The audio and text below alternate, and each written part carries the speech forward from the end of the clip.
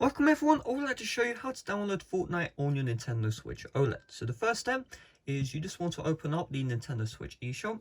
You may also be asked to select your user, just make sure to select the user you want to use. Once we are in the Nintendo Switch eShop, we just want to tap on search, and then search up by keyword Fortnite.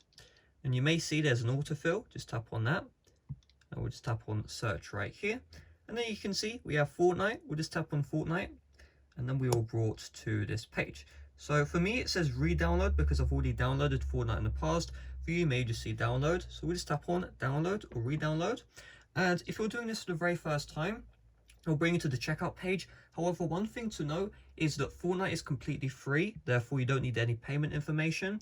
And so once you've done that, just go to the home screen and you should see the Fortnite download will start right here. Give it a bit of time, it may take a couple of hours. Don't forget that Fortnite is a very large game, and once this is done, you'll be able to open it and play.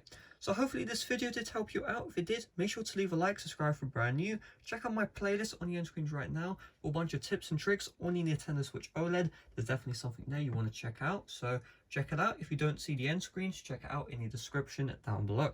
Thanks for watching, see you guys later, bye bye.